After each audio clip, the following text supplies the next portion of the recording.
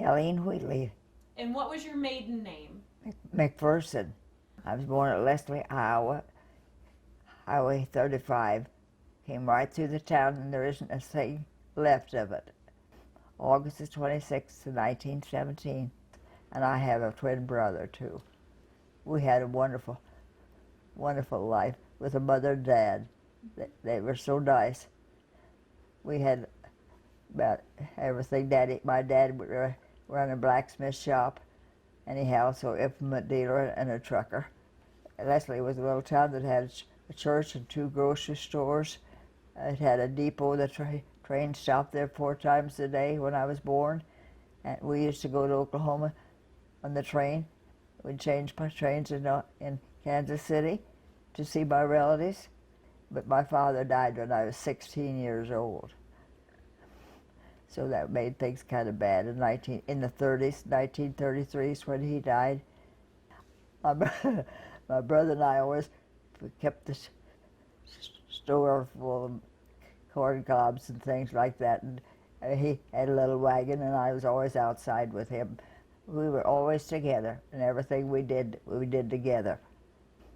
My mother said she worked for people that took care of their children, and I worked at a dime store. Then when we moved from Oklahoma back to Iowa, I worked at J.C. Penney's store, and then there I went to Burlington, Iowa, and worked the ordnance plant there, and then I went to the ordnance plant in the Ankeny, and I worked there before I went. That's where I enlisted in the service. My twin brother he was in the Army, and my husband, we got married when I was at Burlington, and we went overseas, was gone for 3 years. I didn't want to be a whack.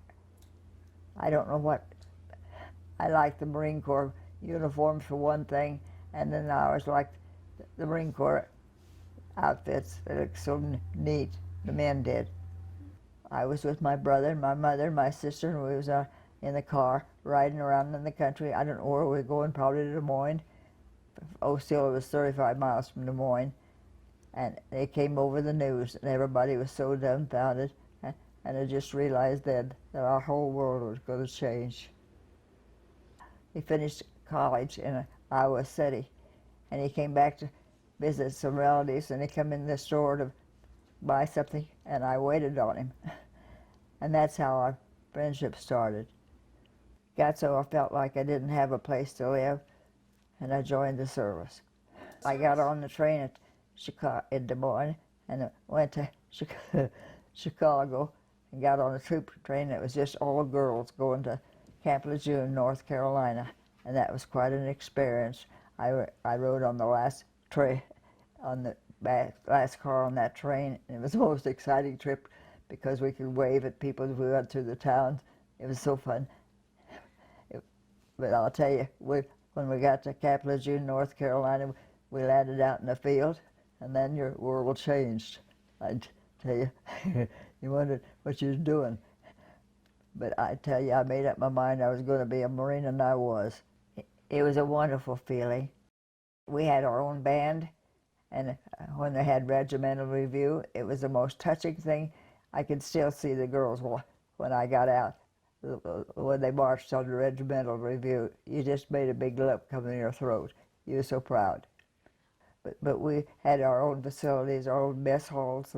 I worked in quartermaster, and we took care of the clothing, issued out the clothing, and then I worked in the office, and we had tickets. We sent a lot of fellas to school, to training, and then whenever anyone was killed, we sent the bodies home. That was the sad part about it. So when you sent boys home, they sent me to Mojave Desert, California. It was a Mojave Air Base, and they had Corsair airplanes, and the young fellows was just young boys, 18 years old, 19, pilots. Average day, I was working in the office and issued out clothing. We had some new guys come on the base, and they wanted some clothing. We issued those, but mostly we worked in the office making out tickets, sending somebody someplace. My best girlfriend was a mess sergeant. She'd call me up, want to know what do I like, what do we got, what do you got?